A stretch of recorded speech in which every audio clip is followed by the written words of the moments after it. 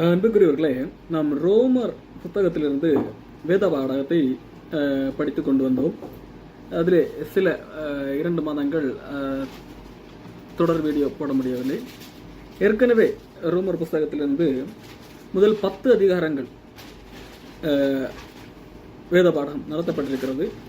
அது பிளேலிஸ்டில் நீங்கள் ரோமர் வேத பாடகம் பைபிள் ஸ்டடி என்கின்ற அந்த பிளேலிஸ்டில் பார்த்தால் ரோமர் இதுவரை உள்ள முதல் 10 அதிகாரங்களுக்கான வேத பாடம் அங்கே இருக்கும். இன்றைக்கும் ரோமர் 10ஆம் அதிகாரத்தில் இருந்தால் அதனுடைய பின்பகுதியிலிருந்து நாம் ஒரு சில காரியங்களை கற்றுக்கொள்ள இருக்கிறோம். அதாவது இங்கே ரோமர் 10ஆம் அதிகாரத்திலே பவுல் ஒரு காரியத்தை தெளிவாக சொல்லுகிறார். ஆண்டவரை தேடினவர்கள் ஆண்டவரை கண்டுகொள்ளவில்லை, ஆண்டவரை தேடாத மக்கள் ஆண்டவரை கண்டுகொண்டார்கள் என்கின்ற ஒரு காரியத்தை ரோமர் 10ஆம் அதிகாரத்திலே பவுல் அப்போஸ்தலன் சொல்லுகிறார். அதாவது நாம் படித்திருப்போம், தேடுங்கள் கண்டடைவீர்கள் என்கிற வசனத்தை தான் நாம் படித்திருப்போம். ஆனால் இங்கே பவுல் கொஞ்சம் வித்தியாசமாக தேடினவர்கள் கண்டு கொள்ளவில்லை, தேடாதவர்கள் தான் கண்டு கொண்டார்கள் என்கின்ற ஒரு காரியத்தை அவர் சொல்லுகிறார்.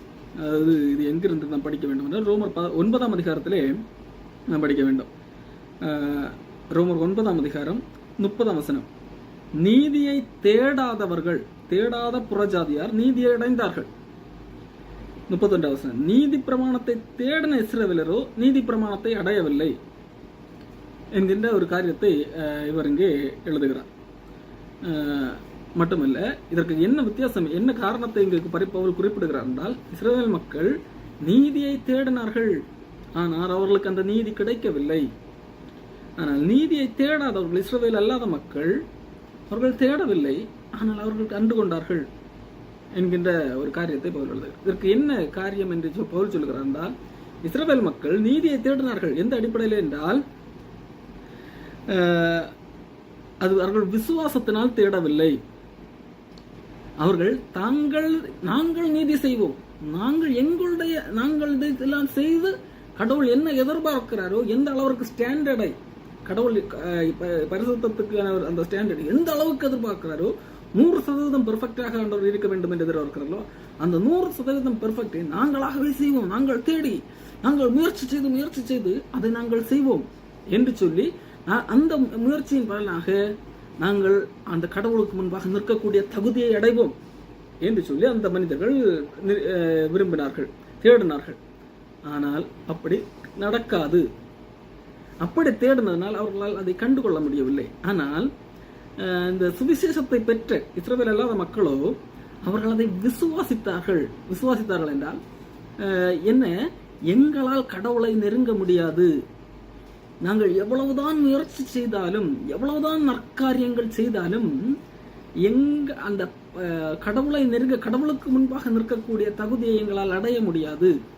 ஆகவே நாங்கள் இயேசு கிறிஸ்துவை விசுவாசிக்கிறோம் என்று சொல்லி விசுவாசம் வைத்தார்கள். அவர் எங்களுடைய பாவத்திற்கான பலியாயிருக்கிறார், நாங்கள் அவரை விசுவாசிக்கிறோம், அவருடைய நீதியின் மூலமாகத்தான் நாங்கள் தேவனுக்கு முன்பாக நிற்க முடியும், அவர் சம்பாதித்த நீதியின் வழியாக மட்டுமே எனக்கு தேவன் முன்பாக நிற்க முடியும், மற்றபடி நாங்கள் தகுதியுள்ளவர்கள் அல்ல என்று சொல்லி ஒத்துக்கொண்ட மக்கள் நீதியை அடைந்தார்கள். அதைத்தான் இங்கே பவுல் சொல்லுகிறார். நீதியை தேடாத புறஜாதியர் நீதி அடைந்தார்கள், அது விசுவாசத்தினாலாகும் நீதி. அவர்கள் விசுவாசித்தார்கள். அவர்கள் நாங்கள் தான் எல்லாம் செய்தோம், நாங்கள் அந்த தகுதியை அடைவோம், நாங்கள் சம்பாதித்த அந்த என்று முயற்சி செய்யவில்லை. மாறாக நாங்கள் இயேசு கிறிஸ்து, எங்களுக்கு அந்த தகுதி கிடையாது, நாங்கள் இயேசு கிறிஸ்துவை விசுவாசிக்கிறோம் என்று சொல்லி விசுவாசித்து அந்த நீதி அடைந்தார்கள். நீதி பிரமாணத்தை தேடினவர்களோ நீதி பிரமாணத்தை அடையவில்லை. என்னத்தினாலே? அவர்கள் விசுவாசத்தினாலே அதை தேடாமல் நியாய பிரமாணத்தின் கிரியைகளினாலே தேடினபடியால் அதை அடையவில்லை, இடறுவதற்கான கல்லில் இடர்னார்கள். இந்த காரியத்தை தான் பவுல் விரிவாக சொல்லிக்கொண்டே வருகிறார். எப்படியெனில், இஸ்ரவேல் மக்கள் நியாய பிரமாணத்தினால் உண்டாகும் நீதியை தேடினார்கள். இவைகளை செய்கிற மனுஷன் இவைகளாலே பிழைப்பார். இதைகளை எல்லாம் செய்தால் நீதி பிரமாணம் என்றால், நியாய பிரமாணம் என்று சொன்னால் இவைகளை எல்லாம் செய்தால் தான் நீ பிழைக்க முடியும். இஸ்ரவேல் மக்கள் என்ன செய்தால், நாங்கள் இதையெல்லாம் செய்வோம், செய்து நாங்கள் பிழைப்போம், நாங்கள் தேவனுக்கு முன்பாக நிற்போம் என்று சொல்லி சவால் விட்டார்கள். ஆகவேதான் அதை அவர்களால் அடைய முடியவில்லை. பாருங்கள், மோசே நியாயப்பிரமாணத்தினாலாக நீதியை குறித்து இவைகளை செய்கிற மனுஷன் இவைகளாலே பிழைப்பான் என்று எழுதியிருக்கிறான். நியாயப்பிரமாணத்தின் முடிவாக இருக்கிறார். யாருக்கு? விசுவாசிக்கிற எவனுக்கும் நீதி உண்டாகும்படி. இயேசு கிறிஸ்து மேல் விசுவாசம் வைக்கிற எவர்களுக்கும் அந்த விசுவாசத்தின் மூலமாக நீதி உண்டாகிறது. அப்படி உண்டாகும்படி இயேசு கிறிஸ்து நியாயப்பிரமாணத்தின் முடிவாக இருக்கிறார். இயேசு கிறிஸ்துவை விசுவாசித்தால் நீ இவைகளை செய்தால் தான் இவைகளால் பிழைக்க முடியும் என்கின்ற அந்த நியாயப்பிரமாணத்துக்கு முடிவு உண்டாகியிருக்கிறார். அப்போ இவைகளை செய்தால் மோசே எழுதின கொடுத்த நியாயப்பிரமாணத்தின்படி இவைகளை செய்கிற மனுஷன் இவைகளாலே பிழைப்பான் என்று எழுதியிருக்கிறார். ரோமர் 10:5 அதுக்கு முந்தைய வசனம், விசுவாசிக்கிற எவனுக்கும் நீதி உண்டாகும்படி கிறிஸ்து நியாயப்பிரமாணத்தின் முடிவாக இருக்கிறார். அதற்கு முந்தைய வசனம், அவர்கள் அந்த இஸ்ரவேல் மக்கள் தேவ நீதியை அறியாமல் தங்கள் சுயநீதியை நிலைநிறுத்த தேடுகிறபடியால் தேவ நீதிக்கு கீழ்ப்படியாமல் இருக்கிறார்கள். இஸ்ரவேல் மக்கள் நீதியை தேடுகிறார்கள், கடவுளை தேடுகிறார்கள். எந்த அடிப்படையிலே?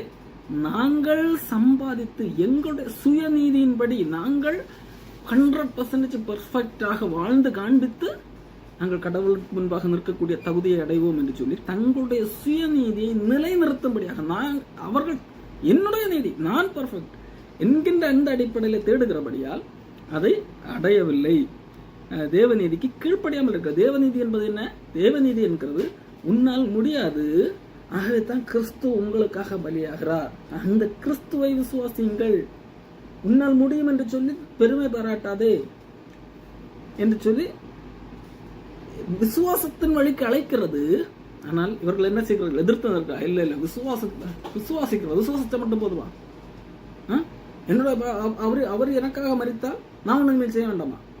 இல்ல, நான் தான் சம்பாதிக்கணும், எனக்கு நீதி வேணா நான் தான் சம்பாதிக்கணும் என்று சொல்லி தேவ நீதிக்கு கீழ்ப்படியாமல் இருக்கிறார்கள். தங்களுடைய சுய நீதியை நிலைநிறுத்த தேடுகிறபடியால் தேவனால் தரப்படுகிற, இலவசமாக தரப்படுகிற அந்த நீதியை அடையாமல் இருக்கிறார்கள். இதுதான் இஸ்ரவேல் மக்களை குறித்து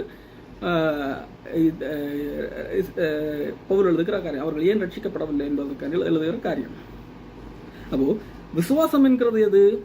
எதை விசுவாசிக்க வேண்டும்? ரட்சிப்புக்கு எதோ விசுவாசம் என்ன?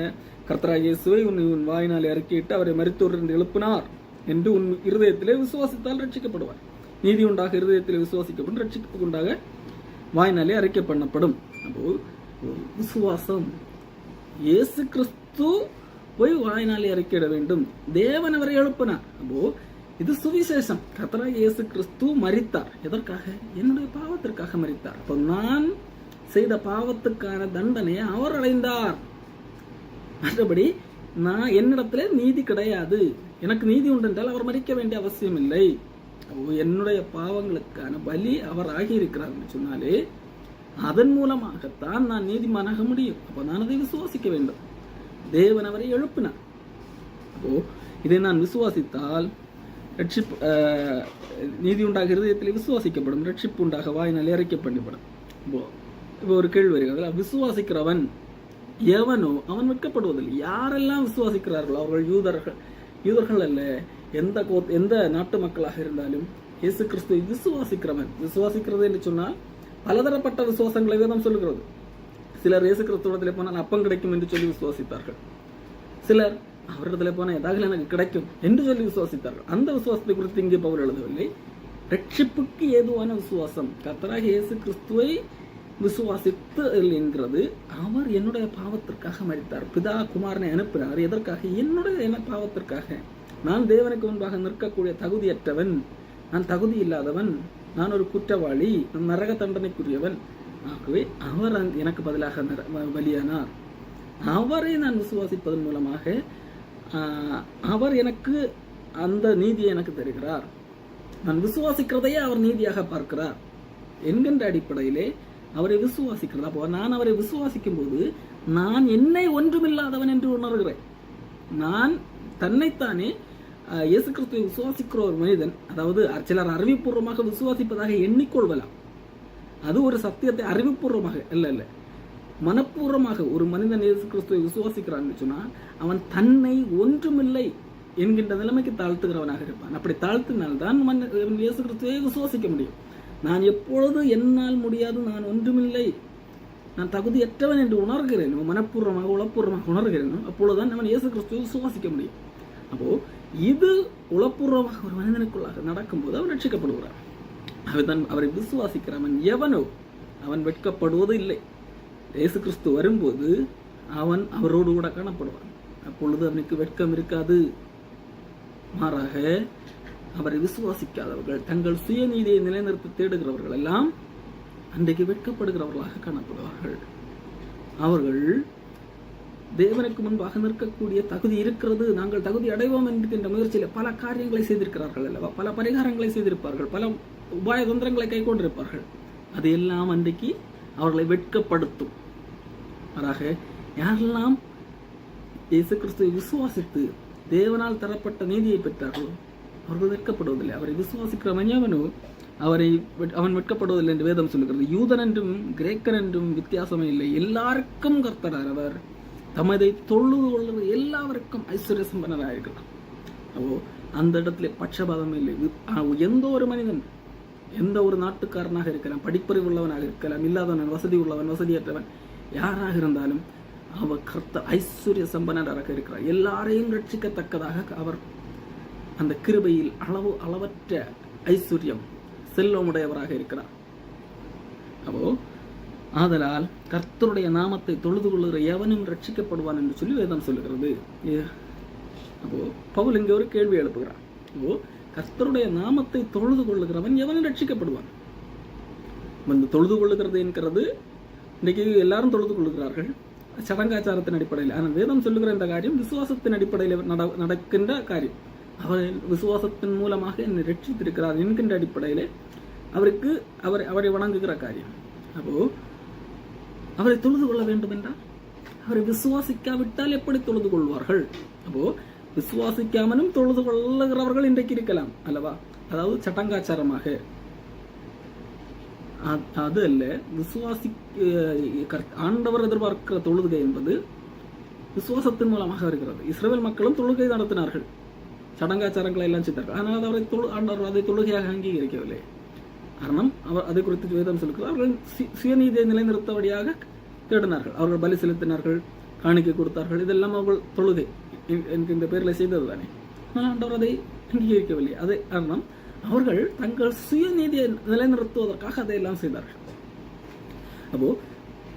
ஆண்டவரை தொழுது கொள்ள வேண்டும் என்றால் அவரை விசுவாசத்தின் அடிப்படையிலே அவரை தொழுது கொள்ள வேண்டும். அவரை கேள்விப்படாதவர்கள் எப்படி விசுவாசிக்க முடியும்? இங்கே பவுல் சொல்ல இருக்கிற காரியம் சுவிசேஷம் அறிவிப்பதனுடைய முக்கியத்துவத்தை இங்கே சொல்லுகிறார். ஏன் நாம் சுவிசேஷம் அறிவிக்க வேண்டும் என்றால் எல்லாரும் ரட்சிக்கப்பட வேண்டும் என்று சொன்னால் ஆண்டவர் எல்லாரையும் ரட்சிக்கப்படத்தக்கதாக விருப்பமுடையவராக இருக்கிறார். 1 தீமோத்தேயு 2ஆம் அதிகாரத்திலே பவுல் இதே காரியத்தை தான் சொல்லுகிறார். எல்லா மனுஷன் ரட்சிக்கப்பட வேண்டும் என்பது அவர் சித்தமுள்ளவராக இருக்கிறார். எல்லா மனிதர்களும் ரட்சிக்கப்பட வேண்டும் என்றால் அவரை விசுவாசிக்க வேண்டும். எல்லா மனிதர்களும் விசுவாசித்தால் தான் அவர்கள் ரட்சிக்கப்பட முடியும். அவர்கள் விசுவாசிக்க வேண்டும் என்றால் அவர்களுக்கு சுவிசேஷம் தெரியும். சுவிசேஷத்தை தான் விசுவாசிக்க வேண்டும். இன்னைக்கு பலர் பல விதங்களில் ஏதோ விசுவாசிக்கிறார்கள். ஒரு பாஸ்டர் ஏதோ வந்து மேடல் என்று சொல்லுகிறார், அதை நம்பிக்கொண்டிருக்கிறார்கள். இன்றைக்கு கடவுள் உனக்கு பணம் தருவார் என்று சொல்லி நம்பு, அப்பொழுதுதான் அவர் பணம் தருவார், நீ விசுவாசி என்று சொன்னால் அவர்கள் விசுவாசிப்பார்கள். என்னுடைய பணம் இன்றைக்கு எனக்கு நாளைக்கு பணம் கிடைக்கும் என்று சொல்லி விசுவாசிப்பார்கள். ஆனால் ஒருவேளை கிடைக்கலாம், கிடைக்காமல் இருக்கிறேன். அது அல்ல வேதம் சொல்லுகிற காரியம். சுவிசேஷத்தை விசுவாசிப்பது, நற்செய்தியை விசுவாசிப்பது. சுவிசேஷம் அறிவிக்கப்படாமல் எப்படி அவர்கள் விசுவாசிப்பார்கள்? ரோமர் 10ஆம் அதிகாரத்திலே 14 விசுவாசிக்காதவர்கள் எப்படி அவரை தொழுது கொள்வார்கள்? அவரை குறித்து கேள்விப்படாதவர்கள் எப்படி விசுவாசிப்பார்கள்? பிரசங்கிக்கிறவன் இல்லாவிட்டால் எப்படி கேள்விப்படுவார்கள்? ஒரு மனிதன் இயேசு கிறிஸ்துவை விசுவாசிக்க வேண்டும் என்றால் இவ்வளவு படிக்கட்டுகள் இருக்கிறது. ஒருவன் தொழுகை இயேசு கிறிஸ்துவை தொழ வேண்டும் என்றாலே விசுவாசத்தின் அடிப்படையில் தான் தொழ வேண்டும். அதற்கு அவன் விசுவாசிக்க வேண்டும். விசுவாசிக்க வேண்டும் என்றால் அவன் கேள்விப்பட வேண்டும், சுவிசேஷத்தை கேள்விப்பட வேண்டும். ஒருத்தர் கேள்விப்பட்டால் தான் அந்த சுவிசேஷத்தை விசுவாசிக்க முடியும். நல்ல செய்தி. இந்த நல்ல செய்தியை கேள்விப்பட வேண்டும் என்றால் அந்த நல்ல செய்தியை பிரசங்கிக்கிறவர்கள் தேவை. ஒரு செய்தி கேள்விப்பட வேண்டும் என்று சொன்னால் அந்த செய்தியை யாரோ ஒருவர் சொல்ல வேண்டும். அது எழுத்தின்படியாக கூட இருக்கலாம், புத்தகம், கட்டுரை, ஏதோ ஒரு எல்லாமே பிரசங்கம் தான். அந்த பிரசங்கத்தின் எழுத்து வடிவம் தான் கட்டுரைகள், செய்திகள், புக்லெட்டுகள், கைப்பிரதிகள், இதே போன்றவைகள். அப்போ ஏதோ ஒரு வகையிலே பிரசங்கிக்கிறவர்கள் வேண்டும், செய்தி அறிவிப்பாளர்கள் வேண்டும், செய்தி அறிவிக்கப்பட வேண்டும். அறிவிக்கப்பட்டால் தான் அது கேள்விப்பட முடியும். அது கேட்டோ வாசித்தோ பார்த்தோ எப்படியோ ஒரு செய்தி, அந்த சுவிசேஷம் என்கிற செய்தி உள்ள ஒரு மனிதனுக்குள்ளாக போனால் தான் அதை அவன் விசுவாசிக்க வேண்டுமா இல்லை நிராகரிக்க வேண்டுமா என்று சொல்லி அவனுக்கு ஒரு முடிவை எடுக்க முடியும். அப்போ ஒரு மனிதன் விசுவாசிக்க வேண்டும் என்றால் அவன் கேள்விப்பட வேண்டும். கேள்விப்பட வேண்டும் என்று சொன்னால் பிரசங்கிக்கிறவர்கள் தேவை. பிரசங்கிக்க வேண்டும் என்றால் அனுப்பப்பட வேண்டும். அனுப்பப்படாவிட்டால் எப்படி பிரசங்கிப்பார்கள்? அப்போ இவ்வளவு ஒரு மனிதன் சுவிசேஷம் கேட்கப்பட வேண்டும் என்றால், ஒரு மனிதன் ரட்சிக்கப்பட வேண்டும் என்றால் அதில் எவ்வளவு பங்களிப்பு இருக்கிறது என்று பாருங்கள். ஒரு மனிதன் இப்பொழுது நான் ரட்சிக்கப்பட வேண்டும் என்று சொன்னால் நான் சுவிசேஷத்தை கேள்விப்பட வேண்டும். ஃபர்ஸ்ட் நான் சுவிசேஷத்தை கேள்விப்பட வேண்டும் என்றால் எனக்கு யாராகிலும் சுவிசேஷத்தை சொல்ல வேண்டும். எனக்கு யாராகிலும் சுவிசேஷத்தை சொல்ல வேண்டும் என்று சொன்னால் அந்த அந்த சொல்லுகிறவர்கள் அல்லது அந்த பிரசங்கிக்கிறவர்களை யாராகிலும் அனுப்ப வேண்டும். அன்புக்குரியவர்களே, ஒரு மனிதன் ரட்சிக்கப்படுவதற்கு இவ்வளவு ப்ராசஸ் இருக்கிறது. அப்போ உலகமெல்லாம் எல்லா மக்களும் ரட்சிக்கப்பட வேண்டும் என்ற ஒரு சுத்தம் இருக்கிறார். அந்த ரட்சிக்கப்படுவதற்கு ஒரு வழிதான் இயேசு கிறிஸ்துவை விசுவாசிக்கிறது தான் வழி, அல்ல சுவிசேஷத்தை விசுவாசிக்கிறது தான் ஒரே வழி. அந்த வழியை நடக்கிறதற்கு இவ்வளவு ப்ராசஸ் இருக்கிறது. கேள்விப்பட வேண்டும், கேள்விப்படுவதற்கு ஒருவர் பிரசங்கிக்க வேண்டும், பிரசங்கிப்பதற்கு ஒருவர் அனுப்பப்பட வேண்டும். நம்முடைய நாட்டிலே மிஷனரிகள் வந்தார்கள் அல்லவா? எப்படி வந்தார்கள்? பிரசங்கித்தார்கள் அல்லவா? அதன் விளைவாக நாம் சுவிசேஷத்தை அறிந்து கொண்டோம். அறிந்து பலர் விசுவாசித்தார்கள் அல்லது பலர் விசுவாசிக்கவில்லை. பலர் அதை ஒரு மதமாக கருதி அதன் மூலமாக வருகிற வெளிப்படையான நன்மைகளை பெற்றுவதற்கும் மதமாக இருக்கலாம். சிலர் விசுவாசித்தார்கள், பலர் அந்த சிலராகிலும் விசுவாசிப்பதற்கு காரணமாக இருந்தது எது? அங்கிருந்து வந்த நற்செய்தி, அதை பிரசங்கித்தவர்கள். அந்த பிரசங்கித்தவர்கள் எப்படி வந்தார்கள்? அவர்களை அனுப்புவதற்கு ஆட்கள் இருந்தார்கள். அப்ப அனுப்பப்படுவதற்கும் ஆட்கள் வேண்டும். ஒருவர் பிரசங்கிக்க செல்கிறார் என்று சொன்னால் அவர்களை அனுப்புவதற்கும் ஆட்கள் வேண்டும். அனுப்பப்படாவிட்டால் எப்படி போய் பிரசங்கிப்பார்கள்? அப்போ இவ்வளவு காரியங்கள் முக்கியமாக இருக்கிறது. சரி, ஏசாயா கூறின ஒரு காரியத்தை இங்கே பவுல் மேற்கோள் காட்டுகிறார். சமாதானத்தை கூறி நற்காரியங்களை சுவிசேஷமாய் அறிவிக்கிறவர்களுடைய பாதங்கள் எவ்வளவு அழகானவைகள் என்று எழுதியிருக்கிறதே. இது ஏசாயா கூறின ஒரு வார்த்தை. சமாதானத்தை சுவிசேஷமாக கூறி நற்காரியங்களை சமாதானத்தை கூறி நற்காரியங்களை சுவிசேஷமாய் அறிவிக்கிறவர்கள் பாதங்கள் எவ்வளவு அழகா இருக்கிறது பாருங்கள். இங்கே சுவிசேஷமாக எதை கூறப்படுகிறது? சமாதானத்தை கூறி நற்காரியங்களை சுவிசேஷமாக அறிவிக்கிறார்கள். அப்போ சுவிசேஷம் என்று சொன்னால் இன்றைக்கு அநேகர் எதையெல்லாம் நினைக்கிறார்கள் தெரியுமா? இன்னைக்கு மேடையில் நின்று கொண்டு இந்த கூட்டத்துக்கு வா உன்னுடைய வியாதி போகும், இந்த கூட்டத்துக்கு வா உன்னுடைய கடன் பிரச்சனை மாறும், இந்த கூட்டத்துக்கு வா உனக்கு அதிகமாக நீ ஒரு வீடு இருக்கிறதா உனக்கு 2 வீடு கிடைக்கும். இது அல்ல சமாதானத்தை கூறுவது. இந்த சமாதானம் எது என்று சொன்னால் ரோமர் புஸ்தகத்திலே 5ஆம் அதிகாரத்திலே 1ஆம் வசனத்திலே நாம் பெற்றுக்கொண்ட ஒரு சமாதானம், ரட்சிக்கப்பட்டவர்கள் பெற்றுக்கொண்ட ஒரு சமாதானம் குறித்து பவுல் எழுதுகிறார். இவ்விதமாக நாம் விசுவாசத்தினாலே நீதிமான்களாக்கப்பட்டிருக்கிறபடியால் நம்முடைய கர்த்தராகிய இயேசு கிறிஸ்து மூலமாய் தேவனிடத்தில் சமாதானம் பெற்றிருக்கிறோம். தேவனிடத்திலே நாம் சமாதானம் பெற்றிருக்கிறோம். இதை கூறுவதுதான் சுவிசேஷம். உங்களுக்கு தேவனிடத்திலே சமாதானம் உண்டு. இயேசு கிறிஸ்து பிறந்த போது பாடின பாடல், உன்னதத்திலே தேவனுக்கு மகிமை, பூமியில் சமாதானம்.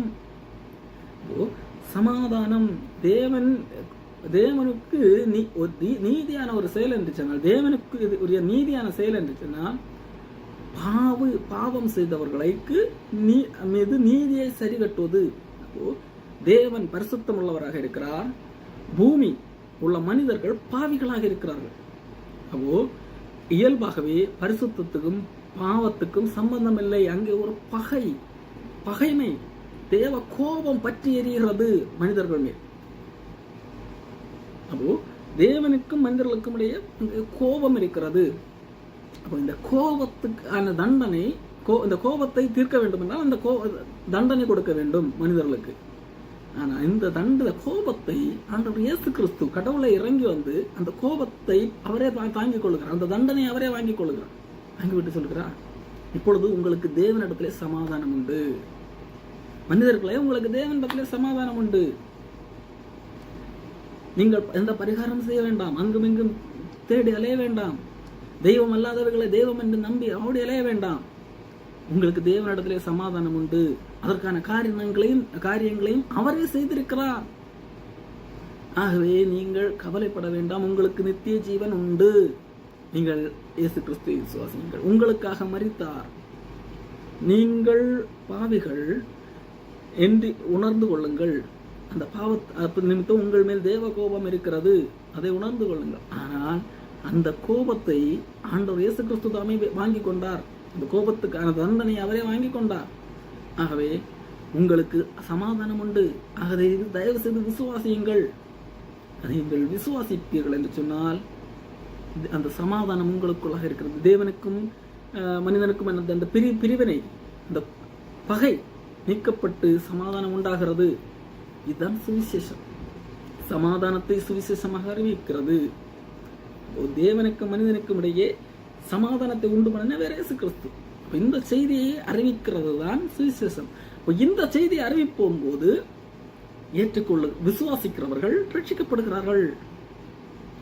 யார் விசுவாசிப்பார்கள்? எந்த மனிதன் தன்னை உணர்கிறானோ, ஆமா உண்மைதான், நான் ஒரு பாவிதான், நான் உண்மையில நான் பாவி என்று சொன்ன எந்த ஒரு மனிதன் உணர்கிறானோ அவன் நிச்சயமாக கண்டிப்பா தேவ கோபம் என் மேல் உண்டு. அப்போ இந்த கோபத்தில் நான் தப்பிப்பதற்கான வழி, இதற்காக நான் இதாக்கலும் பரிகாரம் செய்யலாமா? என்ன கடவுள் விரும்புக எதிர்பார்க்கிற அளவிற்கான ஸ்டாண்டர்ட்ல அந்த தேவனுக்கு முன்பாக நிற்கக்கூடிய அந்த தகுதி அடையதற்கான பரிகாரத்தை என்னால் செய்ய முடியுமா? கண்டிப்பாக முடியாது. அப்போ கண்டிப்பாக என்னால் முடியாது ஆண்டவரே என்று சொல்லி கடவுளை சரணாகதி அடைகிறார். அப்போ ஆண்டவர் எனக்காக அவர் பலியாயிருக்கார், எனக்காக என்னுடைய தண்டனை அவர் ஏற்றிருக்கிறார், நான் நம்புகிறேன் என்று சொல்லி தான் அங்கே நான் ஒன்றுமில்லை என்று சொல்லி உணர்ந்த இயேசு கிறிஸ்துவை ஏற்றுக்கொள்ளுகிறார், விசுவாசத்தை ஏற்றுக்கொள்ளுகிறார். தன்னை உணர்கிற மனிதன், தன்னை அந்த அளவுக்கு தாழ்த்தி உணர்கிற மனிதன் விசுவாசத்தை ஏற்றுக்கொள்ளுகிறான், அவன் ரட்சிக்கப்படுகிறான்.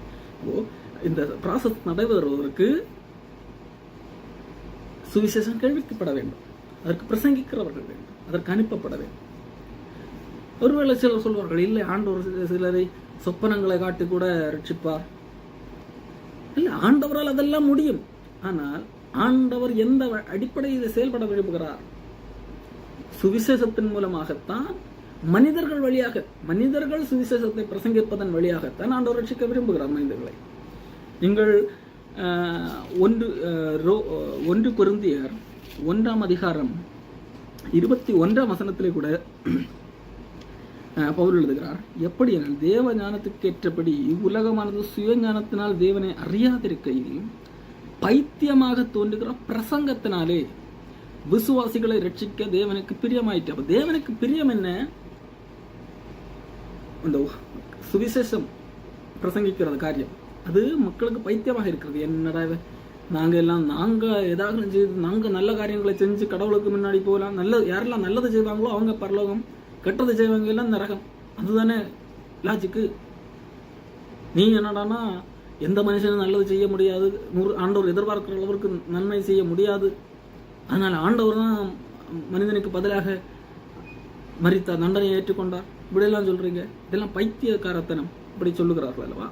அந்த பைத்தியமான பிரசங்கத்தின் வழியாக, அந்த பிரசங்கத்தை விசுவாசிப்பதன் வழியாக, அதாவது பிரசங்கம் என்றால் சுவிசேஷம், அதை விசுவாசிப்பதன் வழியாகத்தான் மனிதர்களை ரட்சிக்க தேவனுக்கு பிரியமாயிற்று. 1 கொரிந்தியர் 21ஆம் அதிகாரம் 21ஆம் வசனத்திலே சொல்லப்பட்டிருக்கிற காரியம். அப்போ நீங்க இன்னும் கேள்விப்படலாம். வேதத்திலே நீங்கள் பார்ப்பீர்கள் என்று சொன்னால், அப்போஸ்தலர் நடவடிக்கைகளில் கொர்நேலியு என்கின்ற ஒரு மனிதன் இருக்கிறான். அப்போஸ்தலர் 10ஆம் அதிகாரத்திலே அவன் பக்தி உள்ள ஒரு மனிதன் தான், இத்தாலியா பட்டணத்தை சேர்ந்தவன். அவன் கடவுளை வணங்குகிறான், தான தர்மம் எல்லாம் செய்கிறான். ஆனால் அவன் ரட்சிக்கப்படவில்லை. காரணம் ஏன்? அவனுக்கு தெரிந்த அடிப்படையில் அவன் நல்ல காரியங்களை எல்லாம் செய்கிறதன் மூலமாக எப்படியாவது கடவுளை பிரிவுபடுத்தலாம் என்று சொல்லி அவன் எண்ணிக்கொண்டிருக்கிறான். அப்ப ரட்சிக்கப்பட வேண்டும் என்றால் என்ன செய்ய வேண்டும்? என்னுடைய பாவத்துக்காக இயேசு கிறிஸ்து மரித்தார் என்கின்ற உண்மை அவன் அறிந்து கொள்ள வேண்டும். நான் எவ்வளவுதான் நல் காரியங்களை செய்தாலும் அந்த நீதியை அடைய முடியாது என்கின்ற உண்மை அவன் புரிந்து கொள்ள வேண்டும். இயேசு கிறிஸ்து மரித்திருக்கிறார், அதன் நிமித்தம் என் மேல் உள்ள கோபம் இல்லை, நான் அதை விசுவாசிக்க வேண்டும். அப்படித்தானே? அப்போ இங்கே இந்த கொர்நேலியு ரட்சிக்கப்படுவதற்காக ஆண்டவர் என்ன ஏற்பாடு செய்தார்? ஒரு தூதனை அனுப்புகிறார் கொர்நேலியுவிடத்துல. அனுப்பி அப்ப தூதன் வழியாக ஆண்டவர் நினைத்திருந்த சுவிசேஷத்தை பிரசங்கித்திருக்கிறான்பா. தூதனை அனுப்பி கொர்நேலியுவிடத்துல என்ன சொல்லுகிறான் தெரியுமா? என்ன சொல்லுகிறான் தெரியுமா? தூதன் நீ பேதுருவை அழைத்து கொண்டு வா, பேதுரு உங்களுக்கு சொல்லுதான். அப்போ ஆண்டவர் தான் தூதனை அனுப்பினது, தூதனே வந்தாயிற்று. ஆண்டவர் அந்த தூதனை வைத்து நேரடியாக சுவிசேஷத்தை சொல்லி இருக்கலாம். இல்லை, ஆண்டவர் அதற்கென்று மனிதர்களை தான் இங்க கொண்டு வர வைக்கிறார். தூதன் சொல்ல பேதுரு அழைத்துக் கொண்டான். பேதுரு வந்தான். பேதுரு சுவிசேஷத்தை பிரசங்கிக்கிறான். பேதுரு சுவிசேஷத்தை பிரசங்கிக்கும் போதுதான் அவன் விசுவாசிக்கிறான். அந்த பிரசங்கத்தை கேட்டுக்கொண்டிருக்கும் போது விசுவாசித்திருக்கிறான்.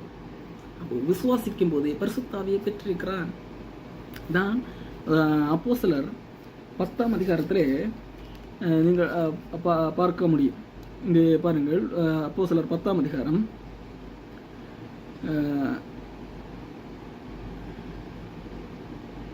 36ஆம் வசனம். எல்லாருக்கும் கர்த்தராயிருக்கிற இயேசு கிறிஸ்துவை கொண்டு அவர் சமாதானத்தை சுவிசேஷமாய் கூறி இஸ்ரவேல் புத்திரருக்கு அனுப்பின வார்த்தையை அறிந்திருக்கிறீர்களே. அப்போ இவர்களும் இயேசு கிறிஸ்து வாழ்ந்த காலத்தில் பல காரியங்களை கேள்விப்பட்டிருக்கிறார்கள். இயேசு கிறிஸ்து என்று இருந்தார். இயேசு கிறிஸ்து எதை போதித்தார்? சமாதானத்தை சுவிசேஷமாக போதித்தார். இப்போ தேவனிடத்திலே உங்களுக்கு சமாதானம் உண்டு என்கின்ற அதுதான் சுவிசேஷம். ஆனால் அதற்காக ஆண்டவர் இயேசு கிறிஸ்து செய்த செயல்கள் சுவிசேஷம். அப்போ அந்த இயேசு கிறிஸ்து என்ன செய்யப்பட்டார்?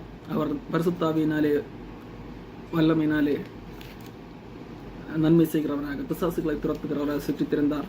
யூதர்கள் அவரை கொலை செய்தார்கள், மரத்திலே தூக்கினார்கள். இதற்கு நாங்கள் சாட்சி. 3ஆம் நாளிலே தேவன் அவரை எழுப்பி பிரத்யட்சமாக காணும்படி செய்தார். மரித்தோருக்கும் உயிரோடு இருக்கிறவர்களுக்கும் மரித்தோர்களுக்கும் தேவனால் ஏற்பட்ட நியாயாதிபதி என்று ஜனங்களுக்கு பிரசங்கிக்கவும் சாட்சியாக ஒப்புக்கவும் எங்களுக்கு கட்டளையிட்டார். அவரை விசுவாசிக்கிறவன் எவனோ அவன் அவருடைய நாமத்தினாலே பாவ மன்னிப்பை பெறுவான் என்று தீர்க்க தரிசிகள் எல்லாரும் அவரை குறித்து சாட்சி கொடுக்கிறார்கள் என்றார். இந்த வார்த்தைகளை பேசிக்கொண்டிருக்கையில் வசனத்தை கேட்டவர்கள் யாவர் மேலும் பரிசுத்த ஆவியானவர் இறங்கினார். பாருங்கள், கொர்நேலியு வீட்டிலே தூதன் வந்தான். தூதன் சுவிசேஷத்தை சொல்லிக் கொடுக்கவில்லை, மாறாக தூதன் சொல்லுகிறான், நீ பேதுருவை கூட்டிக் கொண்டான். பேதுரு வந்தான். பேதுரு தான் பேசுகிறான். இயேசு கிறிஸ்து வந்தார். அவர் சமாதானத்தை சுவிசேஷத்தை பிரசங்கித்துக் கொண்டிருந்தார். அவர் என்ன செய்து கொண்டிருந்தார் உங்களுக்கு தெரியும். அதன் பிறகு இயேசு கிறிஸ்துவை யூதர்கள் கொலை செய்தார்கள், மரத்திலே தூக்கி கொலை செய்தார்கள்.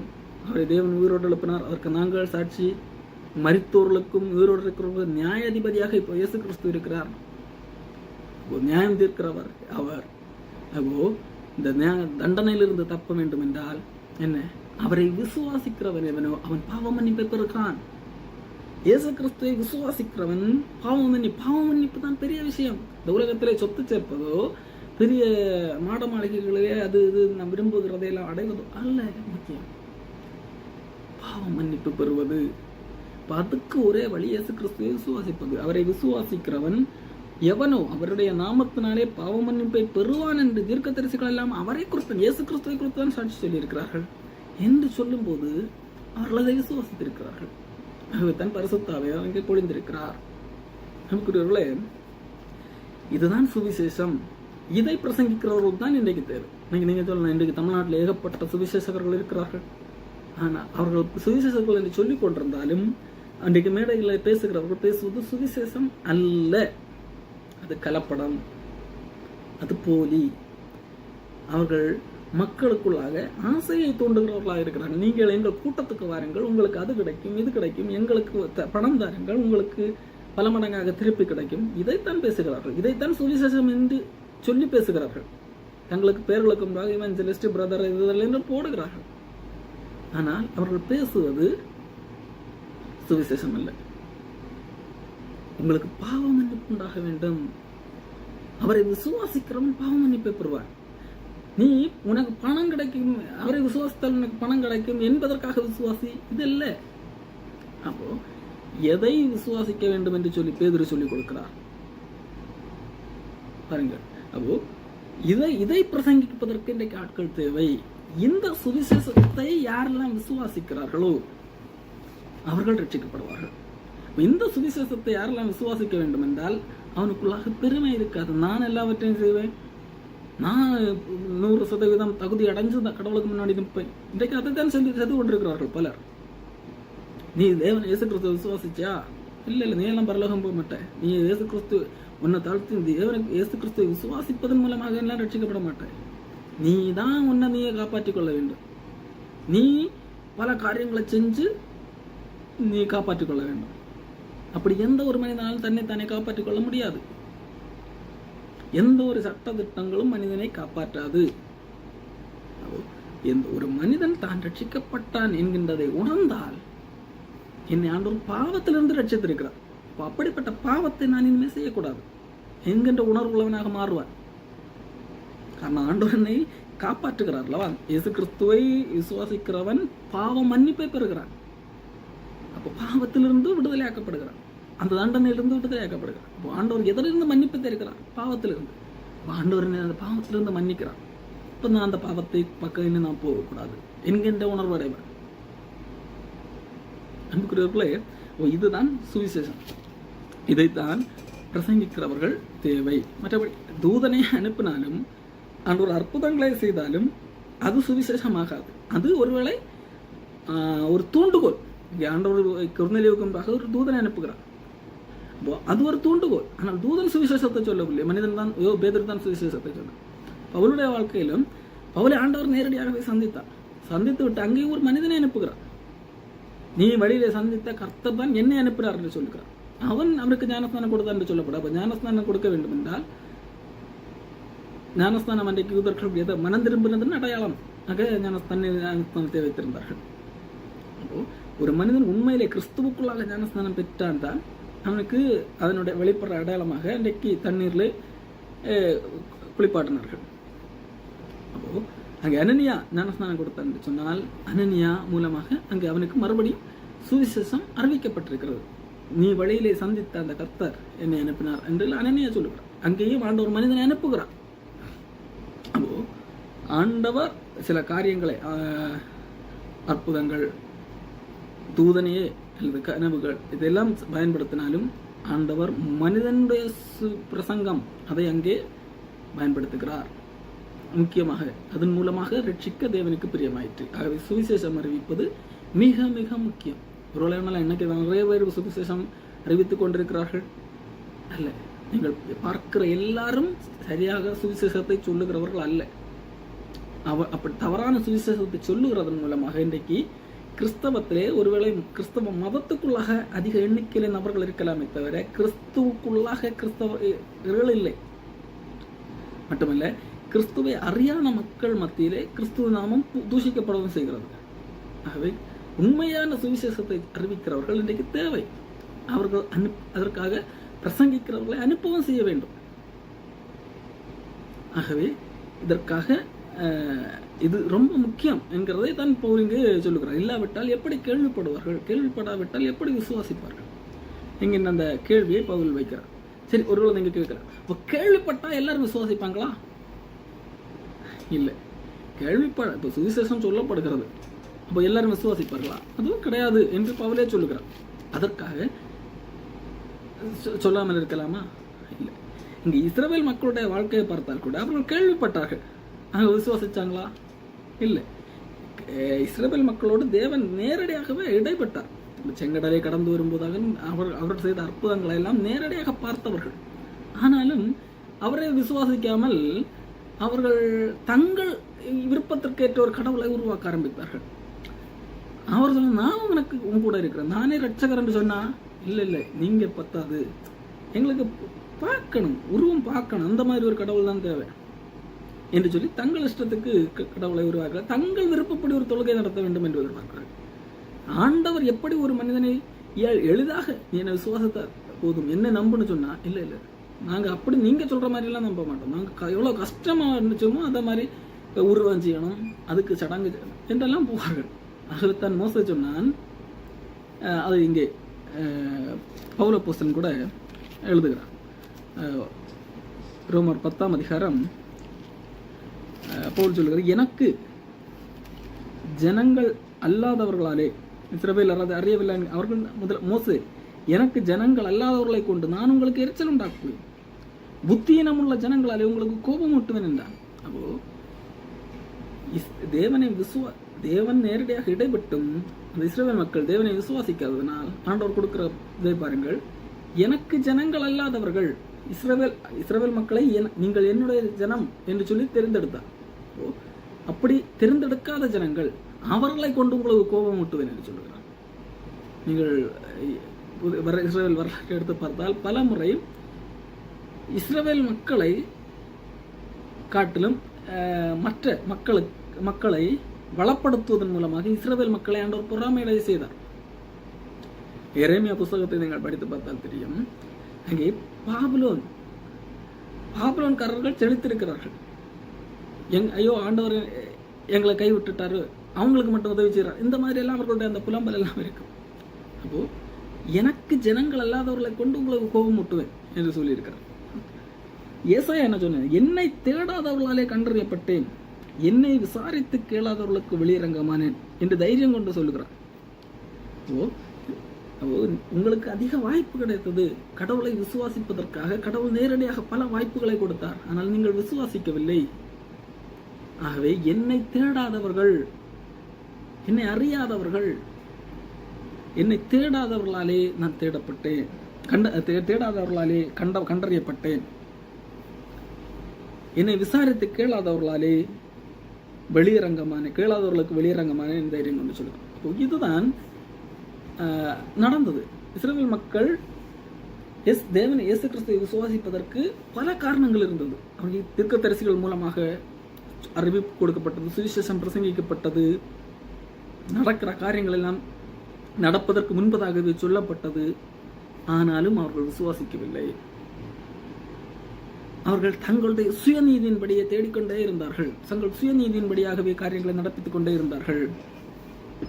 அப்போ ஆண்டவர் சுவிசேஷத்தை எல்லா மக்களுக்கும் அறிவிக்கிறார். அப்போ கடவுளை தேடாதவர்கள், கடவுளை அறியாதவர்கள், அவர்களுக்கும் சுவிசேஷத்தை கொண்டு போய் சொல்லுகிறார். எளிதாக அவர்கள் விசுவாசித்தார்கள். விசுவாசிப்பதன் மூலமாக ஆண்டவர் கண்டறியப்படுகிறார். அவர்கள் பெரிய முயற்சியெல்லாம் எடுக்கவில்லை. கடவுளை அடைவதற்காக அதை செய்ய வேண்டுமா, இதை செய்ய இஸ்ரவேலுக்கு கொடுக்கப்பட்டது போன்ற நியாயப்பிரமாணம் எல்லாம் அவர்களுக்கு தெரியாது. பலி செலுத்த வேண்டும் எல்லாம் தெரியாது.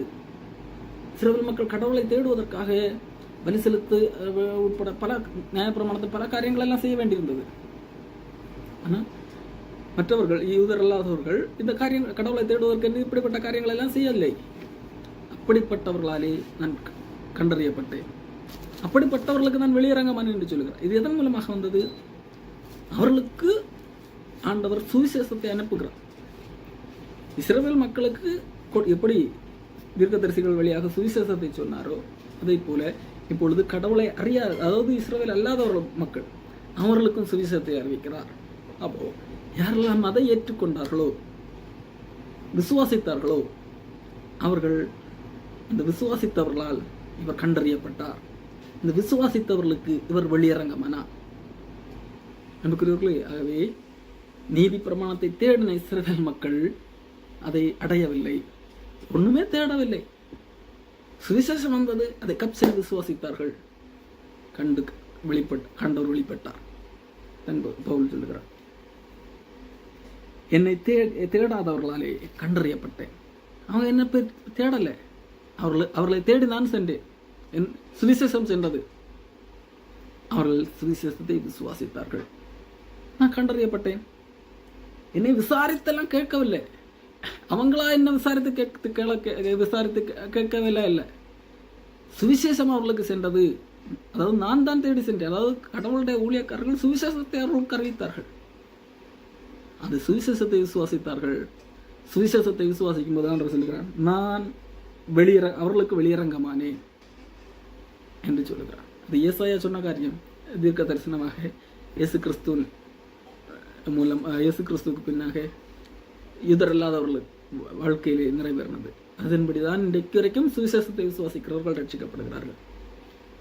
சுவிசேஷத்தை விசுவாசிக்கிறவர்கள் ரட்சிக்கப்படுவதற்கு காரணம் அவர்கள் விசுவாசத்தின் வழியாக கடவுளை அடைகிறார்கள். விசுவாசத்தின் வழியாக கடவுளை அடைவதற்கு முதலாவது அவர் தன்னை உணர்கிறவராக இருக்கிறார்கள். என்னால் ஒன்றுமில்லை என்று ஒருவன் உணர்ந்தால் தான் அவன் இயேசு கிறிஸ்துவையே விசுவாசிக்க முடியும். அப்படிப்பட்டவன் ஆண்டவர் என்ன ரட்சித்த ஆண்டவர் அப்போ அவர் விரும்புகிற வாழ்வை நான் வாழ வேண்டும் என்று சொல்லி எஞ்சிய நாட்களை வாழுகிறவராக இருக்கிறார். அன்புக்குரியவர்களே, இதைத்தான் இஸ்ரவேலை குறித்து என்ன சொல்லுகிறார் பவுல் அப்போஸ்தலன்? கீழ்ப்படியாதவர்களும் எதிர்த்து பேசுகிறவர்களுமாய் இருக்கிற ஜனங்களிடத்திற்கு நாள் முழுவதும் என் கைகளை நீட்டினேன் என்று அவன் சொல்லியிருக்கார். அப்போ ஆண்டவர் இஸ்ரவேல் மக்களுக்கு வாய்ப்பு கொடுத்து கொண்டே இருந்தார், அதிக வாய்ப்பு கொடுத்தார். நாள் முழுவதும் கைகளை நீட்டி கொண்டிருந்தேன். ஆனால் அவங்க என்ன செய்யலை? கீழ்ப்படியவில்லை. அவர்கள் எதிர்த்து பேசுகிறவர்களாக இருந்தார்கள். ஏன்?